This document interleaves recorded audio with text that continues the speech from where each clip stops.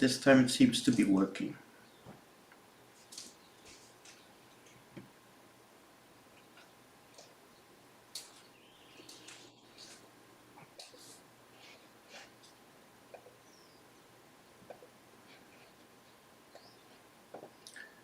Okay, well, it is 6:01, so good afternoon, well, good evening, everyone. My name is Pascal. I am the editor of Ubinet, and we are producing this webinar, which is presented to you by Nevada County, the City of Nevada City, and the Nevada County Superior Court. We will get introductory remarks from Nevada County District 1 Supervisor Heidi Hall, Nevada City Mayor Dwayne Strasser, and then a presentation from the Judicial Council of California, Pella McCormick, about where the project is. What is the project? Where is it at? What is going on? Are there options? Are there decisions? And we'll find out more. And without further ado, Supervisor Hall. Thank you, Pascal, for facilitating this, and welcome to everyone to the Future of Nevada County Courthouse webinar.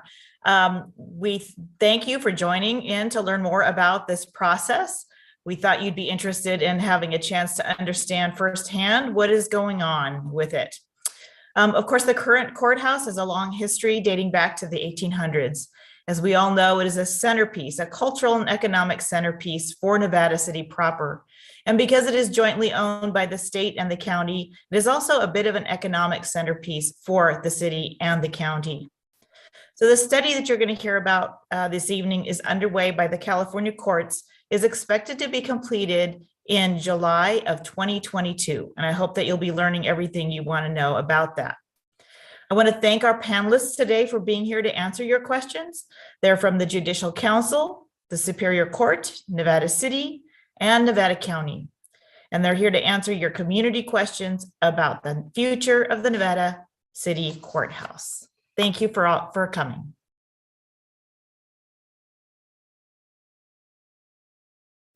Dwayne, take it away. Absolutely. I was waiting for Pascal, sorry. I pushed the wrong button. I am so sorry. Oh, you're good. Anyway, thanks everybody for your time tonight, and especially the people on the panel here. Everybody here is busy, I get that, and we do appreciate you showing up to give the public kind of an informative timeline that they've been asking for. This project obviously goes back many, many years. I think I first started back when Governor Brown was still in his term, and the money at that point, when it was known as the AOC or the Office of the Courts, kind of disappeared. It was frozen, not the AOC's fault. And the AOC is now known as the Judicial Council, the JJC. And we have pretty much all new players at every level. Sean Matroka was our local court officer at the time. He is retired and wonderfully has been giving us his time. Jason Galkin now is in that position and has been working diligently on our behalf. We've gone through several iterations of city management, city managers since this started. And I'm thrilled that we have both Joan recently and now Sean Grayson, and they have worked extremely hard. Citizens such as, Paul Madsen, such as Barb DeGraw, many of these people that have leadership in their past history time that they've donated to the community.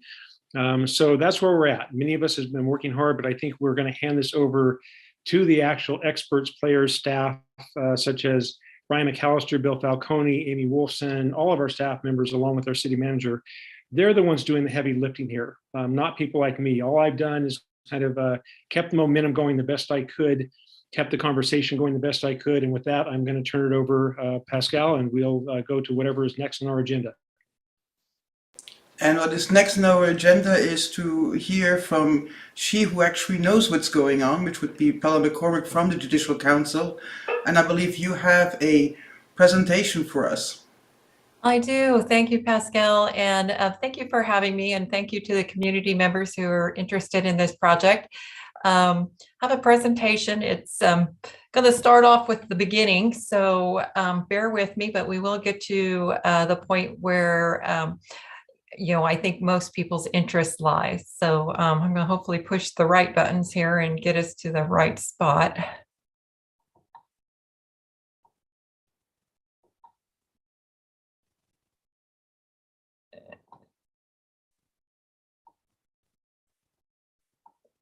and hopefully everyone can see my screen. I'm Pella McCormick. I'm the Director of Facility Services for the Judicial Council of California. And I'm trying to not oversimplify this, but taking us back to our school time civics lessons. California government is, basically has three different branches. The legislature, which consists of the Senate and the Assembly, and your local officials. You vote for those representatives, and they make the laws. And we have the executive branch, which implements the laws, and it is headed by the governor.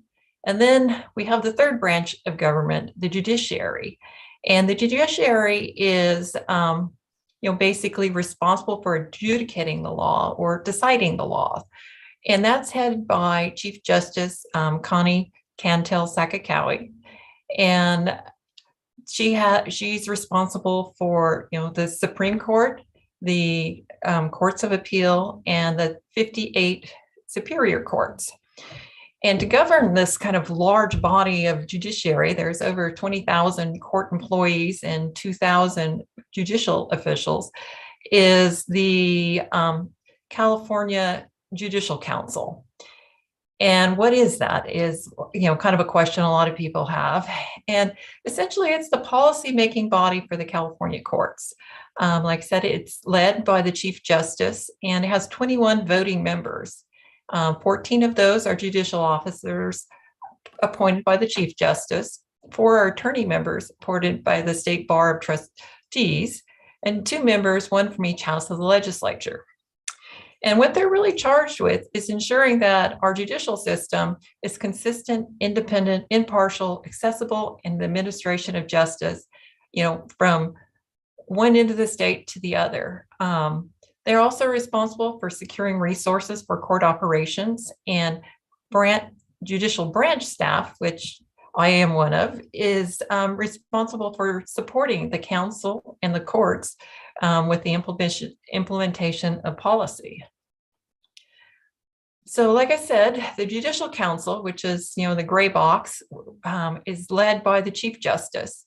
And they have the judicial branch, which is kind of the administrative business arm of the organization. There's about 700 of us.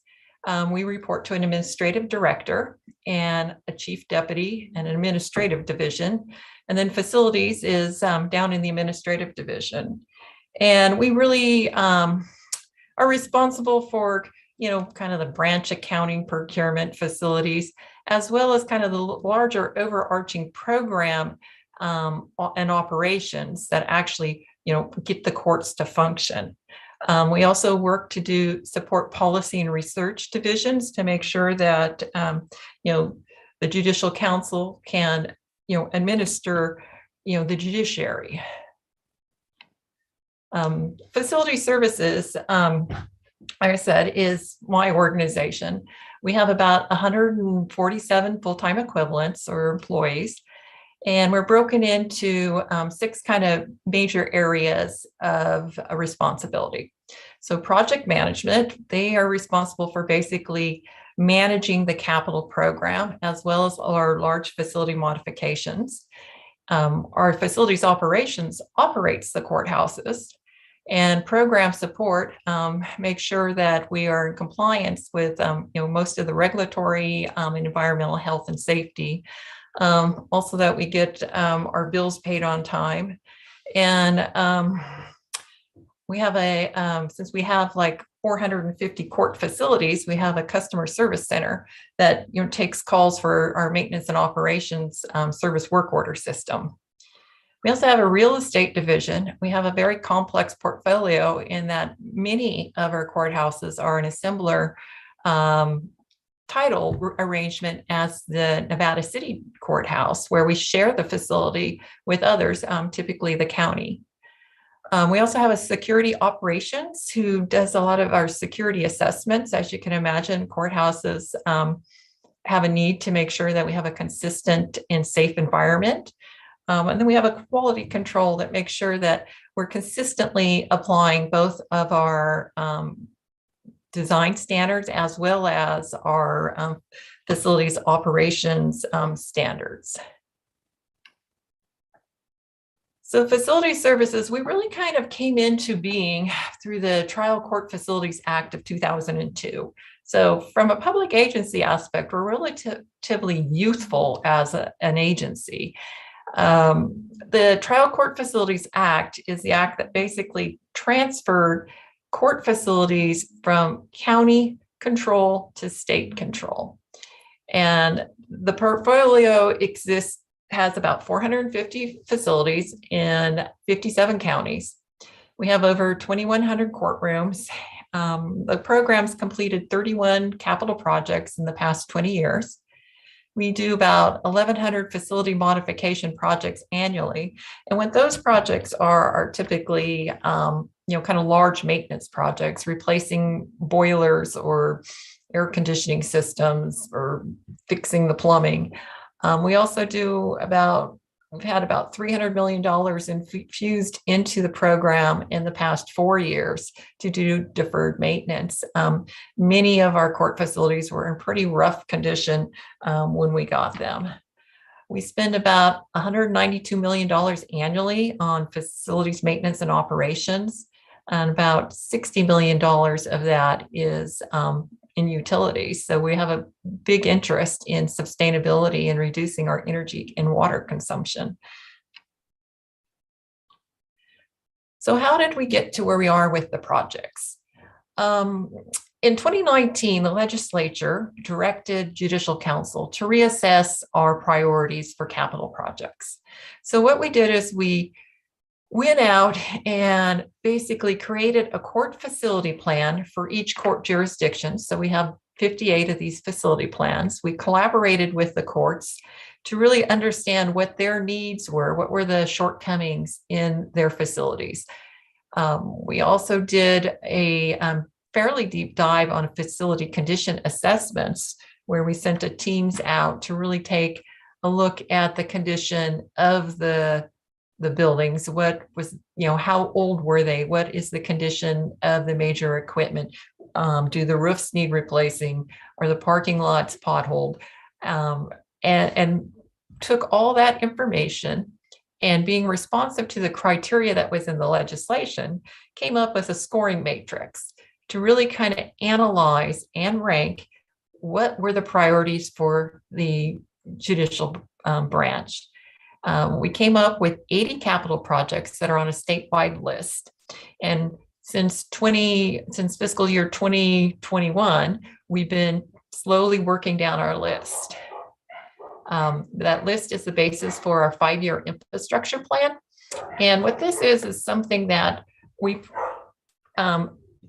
provide to the administration, or the governor's office on an annual basis, that lists our priorities for capital projects. And then depending on the amount of money that is available, the administration kind of sorts out if we're getting 0 projects or 10 projects. So, but they follow our list and our rankings. And that's also goes though through the legislature, because it's all of our authority and funding comes through the Budget Act, which authorizes the project's budget, scope, and schedule. And a really interesting thing that's occurred in the past few years is that the funding source for courthouses has transitioned from court funds funded from, it used to be fines and fees paid for our capital program. But the need is so large that the funding source has been transitioned now to the state general fund. The upside of that is there is a state general fund and it's replenished fairly regularly. The downside is now court projects are in competition with all other state projects. So a courthouse and a CAL FIRE fire station or a CHP field office are all being funded out of the same pot of money. So the legislature and the administration sort through and determine which projects get funded. Now, the background on this project, this is a reactivation of a project that's been around since at the very least 2012, 2013. I believe there was been some master plan studies that go back all the way back to 2002, 2003. So this is a project that has been around for a while and is certainly needed. On our 2019 statewide list, it's ranked number 3 out of 80 projects. And we're working down the list. As I said, we've gotten funding for 9 of those projects and have 5 of them that are hopefully be in this year's budget. So we are well positioned to get this project moving. When we did the reassessment, like I said, we went out and we did a fairly deep dive on the conditions of the facilities. And some of the findings from those studies were that the existing courthouse is undersized, overcrowded, and has functionally deficient spaces. And these were measured up against the Judicial Council court facility design standards, which is kind of like the benchmark of how we determine, how big a courtroom is or should be. How many, windows do you need to be able to, serve the public? What type of office space do you need? How much security or main holding do you need? So that's where we measured those items and were able to score those. The building also has some seismic deficiencies, which is, not unusual considering, the age of the building. Many of our buildings do have seismic deficiencies, but that also was scored and figured into the formula, as was deficiencies on the Americans with Disability Act or handicap accessibility. It also has antiquated fire and life safety systems. And one of the larger concerns is there is a lack of separate paths of travel for in-custody defendants, judges, court staff, and the public. So in the Nevada City Courthouse, the in-custodies cross paths with the judges, the court staff, and the public, which, depending on the type of in-custody defendant, is not the practice. We also have a lot of antiquated mechanical, electrical, and plumbing systems. And there's also a deficient what they call standoff space, or the space between the building and the street. And then there seems to be a lack of parking. So what are we charged with in doing the new Nevada City Courthouse study? So the 21-22 Budget Act authorized a planning study for the Nevada City Courthouse. And it directed us to compare the merits and disadvantages of 3 options. So the first option was renovate the historic Nevada City Courthouse. Second was replace all or part of the courthouse on the existing site. And third, build a new courthouse on a new location. And the findings from this was to inform the decision-making for a future project. These findings, once the study is complete here in the upcoming weeks, will be presented to the Judicial Council's Court Facilities Advisory Committee. That's the body at the Judicial Council who will be making the decision on which option to support to the Judicial Council itself. And the portfolio of those 31 projects that we worked on, we have actually had projects in all 3 of these categories. So currently we have under construction up in Willows for the Glen Superior Court, a renovation of their historic courthouse that has a large addition annex to it. As part of a large facility modification project, we did a renovation to repair earthquake damage at the Nevada Superior Courthouse, the historic courthouse there. We also have some magnificent courthouses that for the most part are still owned by the county, that like the Anacapa Courthouse in Santa Barbara, or down in Indio and Riverside. They have a beautiful courthouse from the 1920s. But we also build a lot of new courthouses. And Tuolumne County, the Sonora Courthouse, is a very similar courthouse as what would be the Nevada City Courthouse if it were to be built on a new site. And a very similar arrangement where they had a historic courthouse in the heart of a historic downtown district that relocated out to a county administrative campus. So to help us figure this all out, we came up with what's called the Project Advisory Group. This is a group that every project that we do, that's a capital project, is formed. We have rules of court, which are there again from the Judicial Council. It's like the governing rules, if you will. And we have members, representatives from the court, the county, the city of Nevada City, the town of Truckee, the city of Grass Valley, the sheriff, the district attorney, the public defender, county probation, and the Nevada County Bar Association. And part of the process is to make sure that we are collecting information from all aspects of the community to make sure that everyone has a voice in the study. Outside of the study, and many of the folks that are on the webinar are our stakeholders, and much broader. That is, anybody who's affected by the project. And then, obviously the court users, the justice partners, the counties, the cities, local agencies, the community, the neighbors, utilities. And then there's also quite a few kind of control stakeholders, if you will. Obviously the Judicial Council, our Court Facilities Advisory Committee, the California State Public Works Board, who essentially is the one who funds, they have control over the bond funding. The California Department of Finance, who will ponies up the money for us. And then also the California Department of General Services, who make sure that we're doing our due diligence on any real estate transactions. So the study, we came up with several different components, and I really want to give a huge shout out to the county and city staff. They have been wonderful in helping us collect the information that we needed for most of these parts of the study, especially this economic impact analysis. So much of that information came right from the agencies, and they've just done a wonderful job in making sure that we have all the information that's relevant and that we need for the study. So we've done an economic analysis because we had heard that there's a lot of concern about basically losing an anchor tenant in the historic heart of Nevada City.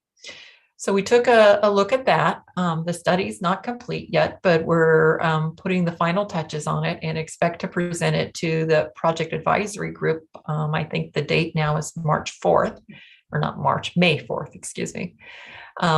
So there is the component of the economic analysis. There's also the historic considerations. You have a magnificent historic courthouse, and what are we going to do with this, building if the court ends up leaving? Also, we looked at, can we reuse it? Layouts and massing diagrams, trying to determine what fits on the site. As one of the problems that was identified that got the project funded so high was that the fact that the spaces are too constricted and too small. So we looked to see, well, is there enough space on the site in the current building to be able to just renovate it, do a major renovation, and still leave the historic fabric intact. We also did the architectural programming, and what that is a list of all the spaces that the court needs in the building to be able to function efficiently. So that'll have, a courtroom, the judges' chambers, the amount of, administrative space for work, for court workers, how many in custodies are being moved in and out. So all of those types of items, and they're kind of counted up and tallied up in square footage. And that's kind of how we determine, how big the building needs to be. The other thing we looked at is swing space. If we're going to renovate the historic courthouse, or even if we're going to rebuild on the same site, the court needs to be out of the space for probably 2.5 to 3 years. And it's not like you just pick the court up and move them into an office building. There needs to be, specific criteria to be able to operate and not impact the court. The other thing we're trying to start looking at is the California Environmental Quality Act considerations, or environmental impacts is probably the way most people would understand that to be. So taking a look at, if we renovate the historic structure, what does that mean? If we tore the historic structure down, what does that mean? If we move to another site that's never been developed, what would that mean for the project? And then we are taking all this information and trying to figure out what is a conceptual cost estimate? What is the bottom line to do these things? And then the idea is to take all that information and put it into a matrix and score it, and actually try and do an apples to apples comparison, if you will, of the three different options. And there'll be some findings in the study, and those findings will be presented to the Judicial Council's Court Facilities Advisory Committee. So the project parameters, for the most part, this is a newer version of the existing courthouse. So currently, what we know as the existing courthouse is really two buildings: is a courthouse and an annex. It has 6 courtrooms, and the total of both buildings is about 65,000 square feet, and it is shared with the county. 24,000 square feet is what we call court exclusive, or that's the space that the court currently lives in. It's interesting, like I said, our real estate arrangements are always unique at Judicial Council. So we have what we call an equity stake in the historic courthouse and in the annex. So the county actually has title to both those buildings. The Judicial Council has a 65% share of the historic courthouse and a 42% share of the annex. The acreage that those two buildings sit on is approximately 1 acre, and there are 78 parking spaces. Now, comparing that to a parametric tool that we use, that we have developed, that we use to kind of conceptually lay out a new courthouse. And if we put in 6 courtrooms and, depending on some of the support spaces, we would come up with a Judicial Council standard of about 81,000 square feet of building. So it's about 20,000 square feet, 20% so larger than the existing courthouse and annex. Typically, when we build a new courthouse, we also it's like 100% court use. And the reason of that being is that really increases our options for financing the project with public construction bonds. To be able to keep the tax exempt status for the bonds, there's a number of different rules that go in place. And one of them is that the Judicial Council, or the public agency, needs to have 100% occupancy and title to the facilities. Also, to be able to get the standard parking, which would be about 240 parking spaces for a 6 courtroom courthouse, we need about a 4-acre site. So here is kind of the timeline of where we are now. We started this process back in July of 21, and in May of 22, we're going to be presenting the study findings first to the court and to the project advisory group, and we'll be taking their comments and review to make sure, like I said, one of the purposes of having the project advisory group is to make sure that the community has a voice in the study and informs the findings. Once we've gone through that process, we're hopeful to be able to get the Court Facility Advisory Committee to review the findings at their May meeting. Their meeting is currently scheduled for, I believe it's May 26th. You can find the meeting dates on the www.court's website and go to the Court Facilities Advisory Committee. I believe it'll be live streamed, so you can listen in if you like. And once we presented those findings, it's likely that they will defer action until the next meeting, which will be June. The date has not been set yet. And we're hopeful that they will act to select a project option and to submit that to the Judicial Council for funding consideration. The Judicial Council acts on project and pretty much all Judicial Council budget proposals at their July meeting. And if the project is, option is selected and it is presented and approved by the Judicial Council, it would be submitted into the Department of Finance, which would initiate the Budget Act process. And so we'll submit the projects, not only hopefully the Nevada City, but all of our projects go in July. And between July and January, the California Department of Finance does an analysis and, kind of determines, like I said, we're in competition with all other state agencies, what projects will make it into the governor's budget, which is published on January 10th. Then that'll be 2023. And once that's published, then the legislature deliberates the proposals. So during March and April, there are a series of budget hearings where the legislative budget committees were part of the Budget Subcommittee 5 for both the Senate and the Assembly. Ask the questions and really scrutinize the proposals and the amount of money that's been requested. Assuming that we answer those questions and the legislature passes the Budget Act and it still includes the project, the governor signs the Budget Act, the Budget Act becomes effective July 1st. So in a best case scenario, the earliest this project will commence will be July 1st of 2023. So about 14 months from now. So assuming all that happens, what needs to occur?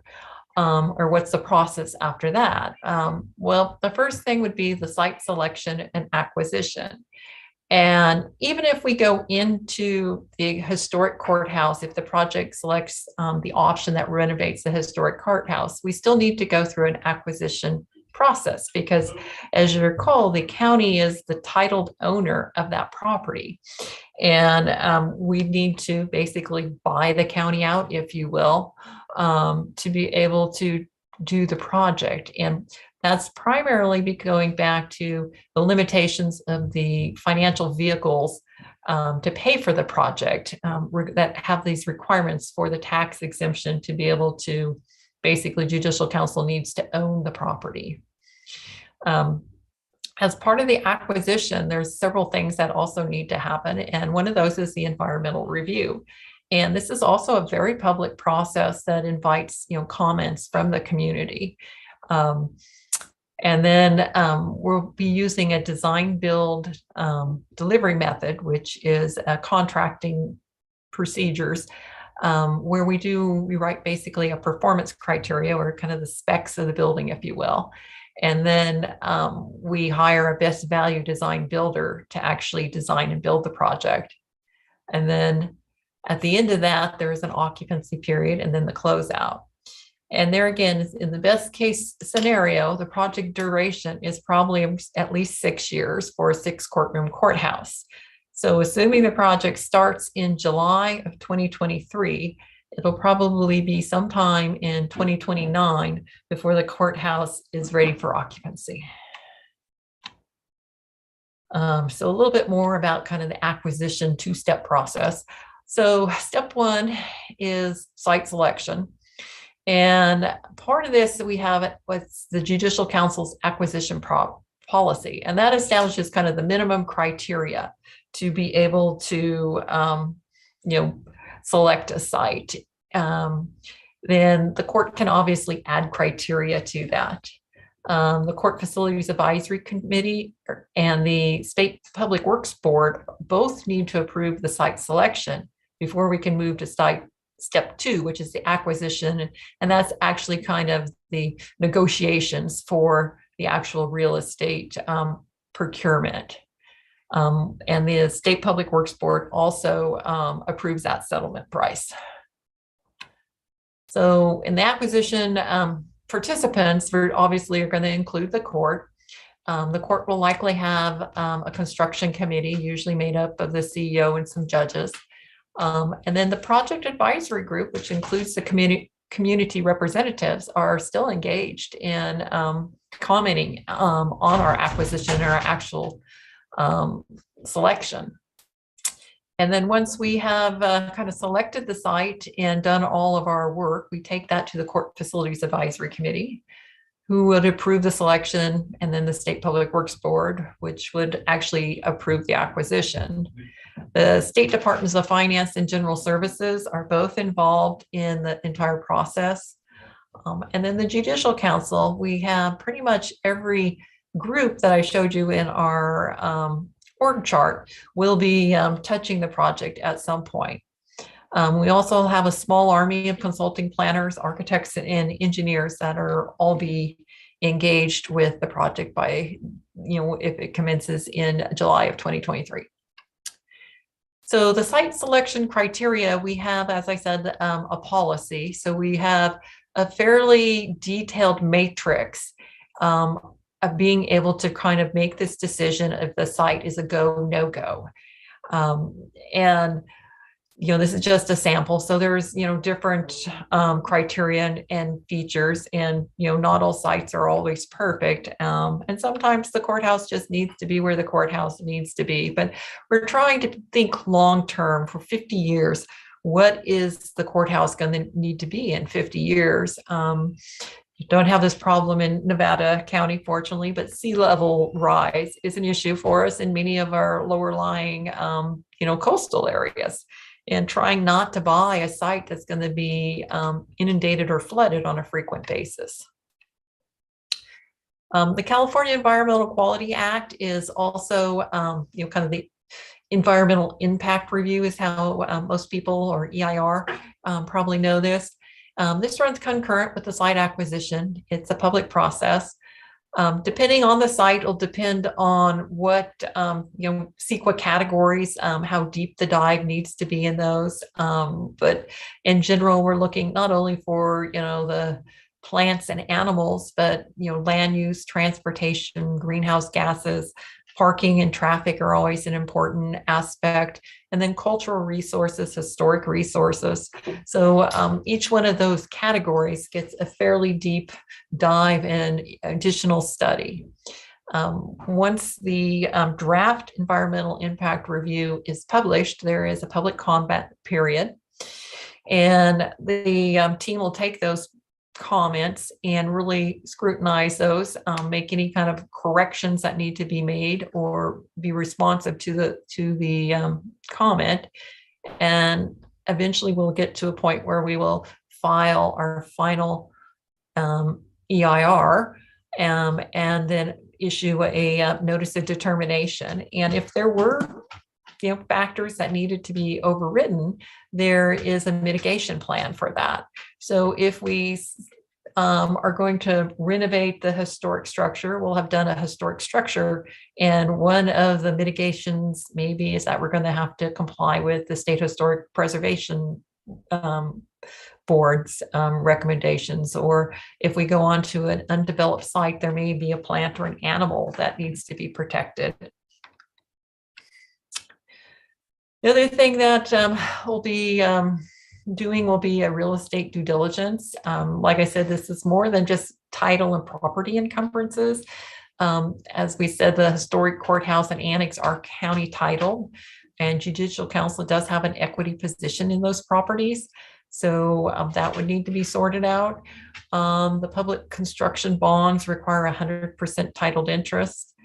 We also will do phase 1 and phase 2 environmental site assessments and geotechnical reports. And what those are more reports, trying to really take the measure of what is on the site. We've developed projects that are on old rail yards. So it gets to be really important to know what's the cleanup going to be? How much is that going to cost the project? The geotechnical is looking, like at the seismic soil conditions.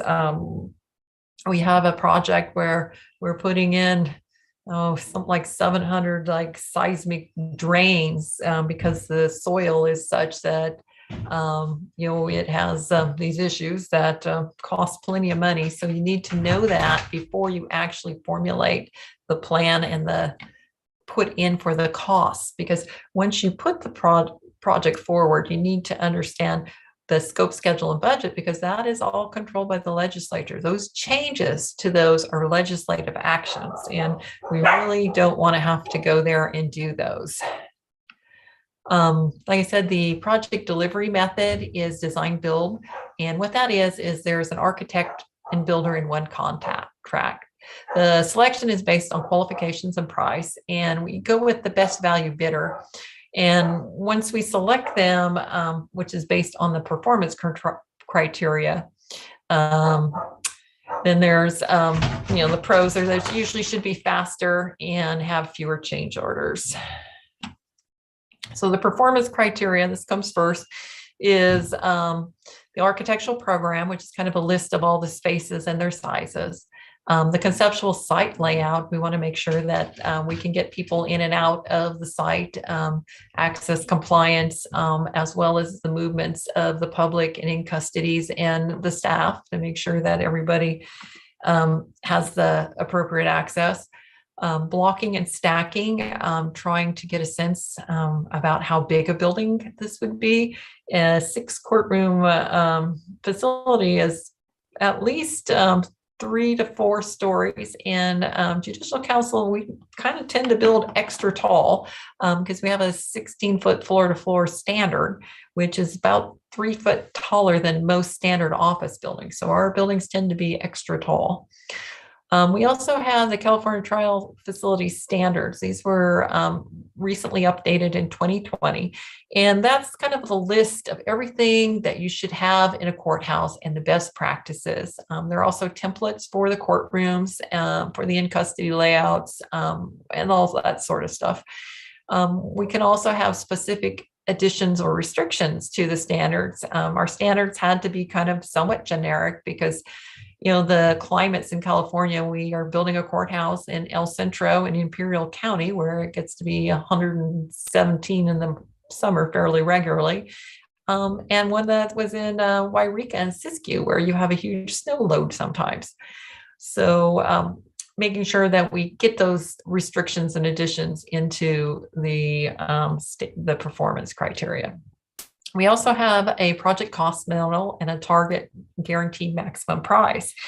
And what we've done is we've taken those 31 projects that we've built over the past 20 years and put them into a database and figured out on a system by system basis, what are we paying for various different elements. So, and they're split up by size. So for example, on a 6 courtroom courthouse, we know that the mechanical system should cost so many dollars per square foot. The same with the roofs, the same with the security. So we're able to pretty quickly zero in on what the cost of the building should be. We also do the geotechnical report and the CEQA reports because those both also influence the design and the cost. We also do a threat and vulnerability report from our security group, looking at outside threats. And then our Division 1 specifications. These are really kind of the instructions and kind of the rules of the contract, if you will, about how the project will be managed. The design build phase, once this performance criteria has been completed and the design builder selected, the architect and engineer design the plans. We need to get building permits and approvals, and there are a lot. We need to go to the California State Fire Marshal, Division of the State Architect, the Board of State and Community corrections, the air resources boards, probably any number of utilities and water districts. So all those authorities having jurisdiction need to have a look at our plans and make some decisions and permit our projects. The design build entity usually is able to pre-select up to 7 of their subcontractors, but the rest of those subcontracts need to be managed or bid and managed. The authorizing legislation for our design build authority has a requirement for a skilled and trained workforce or project labor agreement. And once we've gotten through all that, when the DBE builds the project, the court gets to occupy and we have a public opening. So the occupancy typically occurs 30 to 90 days after the fire marshal issues that occupancy permit. And it usually takes a little bit of time because, as you can imagine, the court's trying to stay operational this entire time. So yet we have IT systems, phone systems, AV systems, all that need to be transitioned, from the existing to the new. And it's not so much that the equipment moves, but the phone numbers and stuff all need to, cut over seamlessly. And, you don't want to find out that your phone is now in another building. So trying to make sure that the people and the technology move in unison. There's also the furnishings, equipments, and records, and the staff belongings. And then coordinate a relocation announcement to the public. We have a lot of information on the California Courts website. So there are policies for the courthouse naming, the site selection and acquisition, the trial court facility standards, and the project advisory group rule of court. And I think with that is the conclusion of my presentation. I'd be happy to answer any questions. And I will figure out how to stop sharing here. There we go. All right. Well, thank you very much, Pella. That was really informative, and now we actually have an idea of what's going on. And for our attendees in the public, if you have a question, please put it in the Q&A section and we will get to them. We got a couple questions ahead of time, and one of them was, if there is the option to not rebuild on the current site, what would happen to the current building and the property? Would that stay in county? Would the county retain ownership? What would happen there? And I don't know, maybe Steve, Jason, you might be the best to answer that.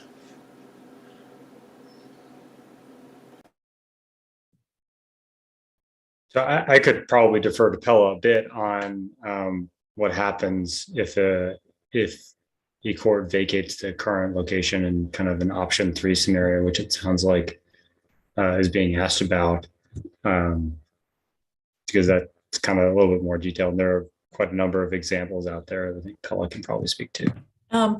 Sure. So typically, once we kind of select what the option is, if the option is to relocate, typically the Judicial Council at that point would like to divest ourselves of our equity. And there's a couple of different ways that's happened in various different other jurisdictions. Oftentimes we will make an equity swap with the county. There may be, properties, especially on the larger jurisdictions where we have several shared properties, and we may try to consolidate into one property. Or there may be, some pretty complex real estate deals, sometimes involving a city, a county, and even sometimes a member of the public, to trade our equity for, like, the new site, for example, in the San Diego main courthouse, which is in downtown San Diego. We worked a arrangement with the city and the county to basically tear down some properties, build a new courthouse, and divested ourselves out of several other county properties.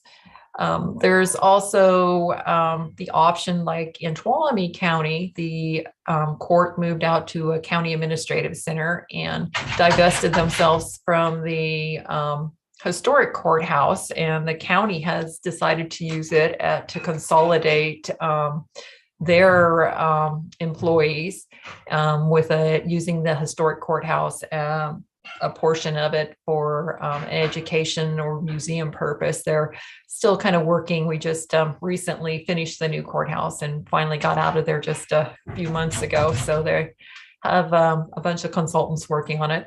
But adaptive reuse or redevelopment is certainly what many jurisdictions have looked at. In Susanville, when the court moved to a new location, I believe they brought in a developer to redevelop the old courthouse property into something different. And the next question that we got was, will there be, as part of CEQA, will there be an economic impact study to determine what the impacts would be of the various options on Nevada City? We've already started that with this study. We did a fairly intensive look at the economic impact of relocating the courthouse outside of the historic district, what kind of impact that would have on the downtown district.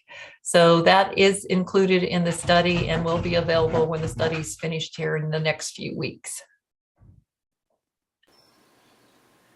And then I'm just going to ask this one because I noticed that the criteria, the site criteria, so the current site is approximately 1 acre, and your in your matrix it would be 4 acres. So does that mean that renovating or rebuilding at the existing site is something that will be scored so low that the only option is actually to relocate to a new location? I don't believe so, because the city has been working with us, pretty hand in hand, trying to come up with a solution for the parking for an option that leaves the site as it is. And perhaps the city may want to address that.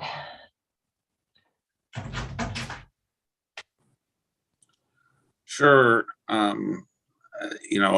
Anybody else could jump in, of course, but the city's been working with the JCC and their consultants, and they've had quite a few in town. I don't know if people have seen, along with our construction along Commercial Street, there's been other folks looking at the courthouse right up the hill from there. And part of that analysis is looking at parking. We have just under 700 parking spots in the downtown or the historic district, which kind of overlap each other there. But as was noted, only about 78 of those are really attributed to the court, or the court considers as part of their project. So, we've looked at all the options from the city side of what can be done as far as on-street parking, the county-owned parking lot, which is across Main Street from the court, as well as the city's desire to expand parking in general, which may allow for the use of the Commercial Street lot or other parking facilities that exist now as the city expands parking into other areas.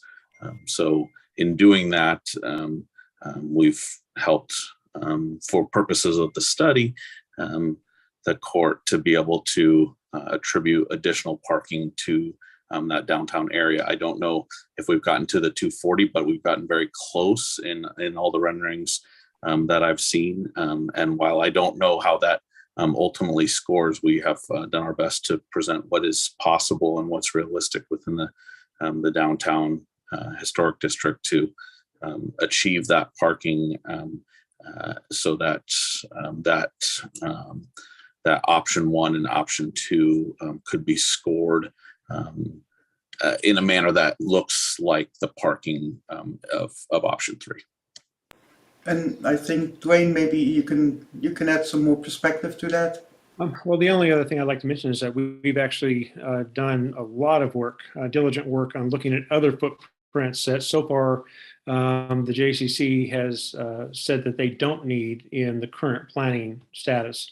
So we still have a few footprints, sitting on the back burner that we could offer if needed down the line. But right now, I think we felt pretty good that they have found adequate parking or close to it without needing these other locations that we've been working on. That's all. And one question that just came in via text is, how can the public right now be involved and make their preferences known? Is there an email address where people can provide feedback on which of the three options is their preferred option?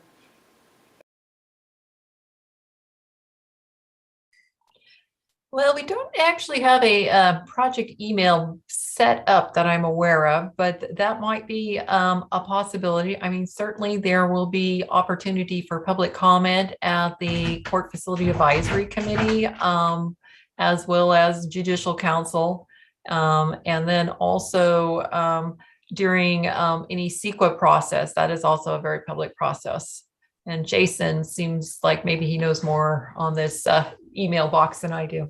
Well, not in an email box specifically, but I will say that public comments are and feedback is really important to this process. And I think that's why we have the PAG to begin with, and why we've tried to get representatives from various different, stakeholders and municipalities. And that's not just because the city or the county as an agency is interested in what happens, but also because the constituencies they represent are interested in what happens. So I would recommend that that's one avenue that you could pursue. And I know that Dwayne, Sean, and Steve have heard feedback and shared that in the PAG from folks that they're speaking to in the community and what they're hearing. So that's always valuable. And I think that is one avenue by which someone can relay their sentiments if they have not done so already.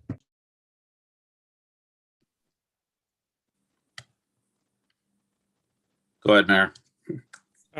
I was going to reiterate what Jason just said. Basically, we agreed when we started this most recent project, the process portion a year or so ago, that our city staff, city manager, Sean, anybody in staff, any elected official here can vet these questions, and we will take them to the JCC commission. The last thing we need, and I know everybody wants a voice, we want you to have a voice, but we can't have 200 or 300 emails going in and hitting their staff that then they just have to turn around and ask us to respond to them.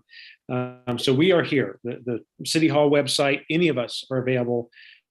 Call us, text us, email us, and I think Sean will agree with that, but we are here to pass on any and all questions to the JCC. Yeah, and I would echo the mayor and Jason's comments on that. For ease, if it's representing the city's interests or the community members in the city, then we would be happy to be that collection point and to bring that along to the PAG, which Mayor Strasser sits on along with Sean Matroka, and easy to get a hold of us. Public comment at nevadacityca.gov. You can always email me. I'm Sean, SEAN Grayson, GRAYSON at nevadacityca.gov.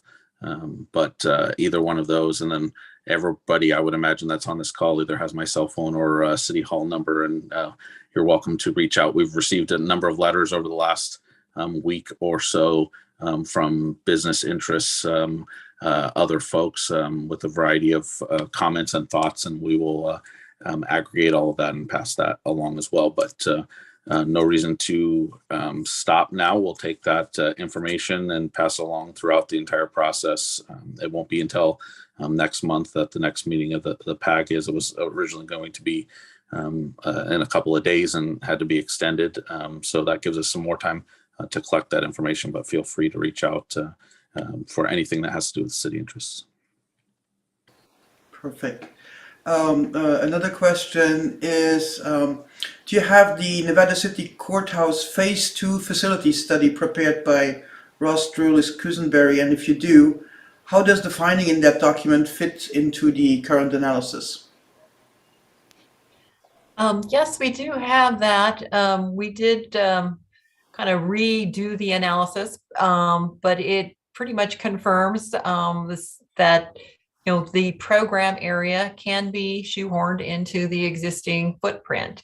But the key to that is it is a little less functional than some of the other options, but we do have that and have utilized it as part of our analysis. And the next question would be, can the public Zoom into the PAG meetings? Those are really kind of meant to be business meetings, so we hadn't contemplated using them as a Zoom meeting. There's probably only going to be a few more before a project option is selected. So they are really kind of a business meeting of, agency stakeholders. There are public, the decisions will actually be made at public meetings that are be hosted by the Court Facilities Advisory Committee and by the Judicial Council. And I see one question that's in the chat. Does Mayor Strasser have suggestions about what to do if option 3 is selected? Well, that's a tough one. I mean, at that point, we're going to have to regroup as a community, specifically City Hall staff, engineering, planning, and then get together with the chamber and our business interests, all of our merchants, and see what the thoughts are. Because I do know that some of these projects, again, the JCC has been great. They've been great partners all of these years. They've listened to us. But I do know, such as Sonora, for example, not all in the community were happy, and I know some lawsuits were involved. We were told by a supervisor up in Portola that a facility was built that still has not been utilized. That's the last thing we want. So I think if 3 is chosen, we're not going to prejudge anybody, including the JCC. We're going to sit down with them, and we're all going to weigh out their reasoning as to why they've gone to number 3. See if there is a way that we can address those concerns to basically readdress why we think 1 and 2 would be priority for our community, and go from there. But I think it's too early to assume anything, and we're not gearing up for a fight. We're trying to work with these folks, and so far they've been wonderful partners, and I trust they're going to continue to be. I just want to jump in, Pascal. This has been a great discussion, and just remind folks that the county will also be involved.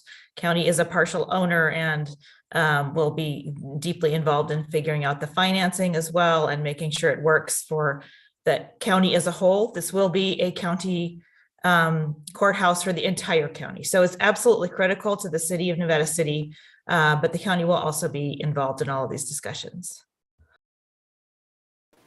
Perfect. And here's a question. What was the source of funding for the rehab of the Susanville Courthouse? So that must have been in the 2021 budget? No, the Susanville Courthouse was a replacement facility that was probably opened, I'm going to say probably 2013, 2014. And I believe Judicial Council reverted its equity back to the county. And I believe the county partnered with a developer to redevelop it. But I'm not sure of the details specifically. So I do put that caveat on it. I'm sure that there is information available in Susanville at the county there. So for as far as audience questions goes, you've answered every question that we received so far. So trying to be respectful of everyone's time, and I don't suppose that anybody will be upset if I say I'll invite closing remarks now, and if there are more questions coming in, I'll be happy to forward them. But for now, I'm happy to hear your everyone's closing remarks, and then everyone can go out and enjoy this beautiful spring evening. Who wants to go first? I'm good. Let's jump right in here. So basically, I'm just asking people to be patient. Let's continue with the conversation and the process that has been set in place by all of us, by the county, the city, the JCC. There are so many people involved, which is actually a good thing, meaning we have a different architectural firm. I mean, Michael Ross was wonderful back in the day. So we have all new, fresh perspective here. So we need to hit the reset button and start fresh with all of this and trust the process for now. And like I said, I have no reason not to trust the JCC. They have been amazing to deal with up to this point, and I fully believe they will continue to be so. So thanks everybody for tuning in tonight. And as far as the city goes, we're going to just stick with the process the way that we've been moving forward and trust for the best possible outcome. I would just echo in on what Supervisor Hall stated. The county's been involved with this. I've been with the county and been working on the courthouse for 20 plus years, from the original transfer of ownership and joint occupancy agreement to the 2010 process we went through with Dwayne. So there's a little continuity there, Dwayne, between you and me. And our goal is for the courts to have a functional, effective, efficient courthouse for the community. So we're here to support them however we can and do whatever we can to make it work for the courts and the community. I'll just add, thank you for putting this on again. I think probably the number one thing people are learning through this conversation is how deeply complicated this is, how involved the state is, and that it's going to take ongoing collaboration. It's going to take honest and open communication, and we're going to have to understand that there will be compromises all the way along the way, but that we need to get to a place that works for Nevada City and for the county and for the state. So we'll hang in there, and let's, maybe we'll bring you all back to talk to the community again, if you don't mind, to keep folks updated. I know they're going to want to know how it's going. Thank you all.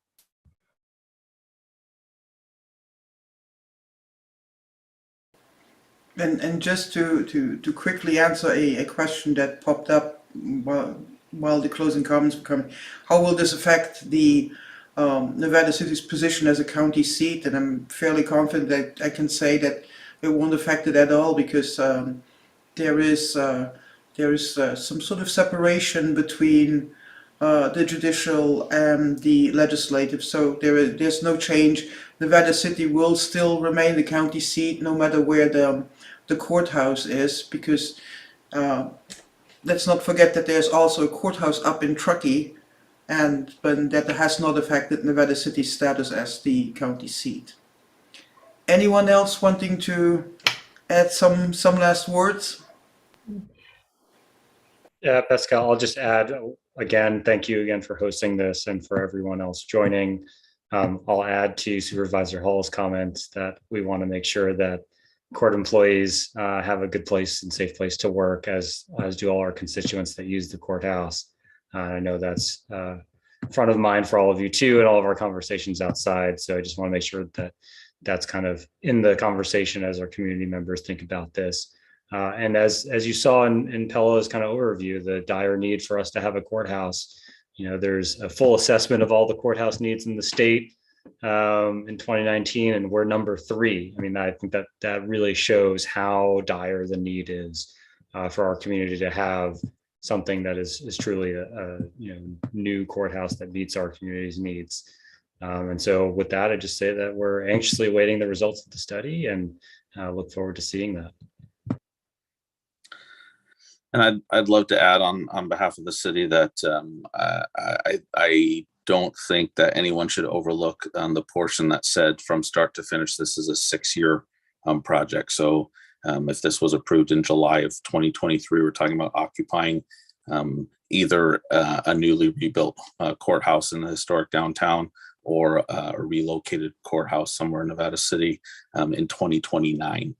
So that's a long time frame, but I think a lot of the players that are in the room here will still be involved at that point. So we would like to maintain that active engagement with our community and garner their support as the steps move on and as things progress, and not lose sight of that. So to the point that the city can be involved in that or be the conduit for the public to comment and to share along the process. And we will be happy to do that. And we appreciate the JCC in being an active partner in that community engagement. So thank you everybody for coming this evening.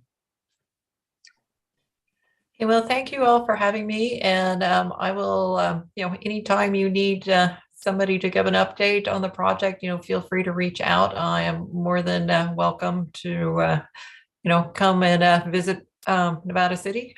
So just let me know. And a special thank you for the community members for taking an interest in your community. I mean, that says, volumes about the community and the county that so many people are interested in the project. So thank you, Pascal, and my fellow panelists. And hope everybody has a great evening. Yes, and thank you, everybody. Thanks to our panelists, our attendees, everybody who sent in questions.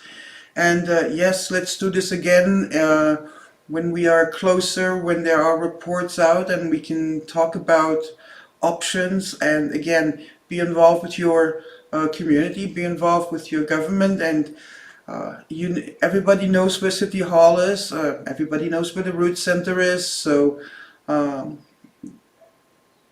comment, make your voice heard, if possible be civil, because it's just so much easier. And with that, thanks again and good evening, everybody. Thank you. Good evening.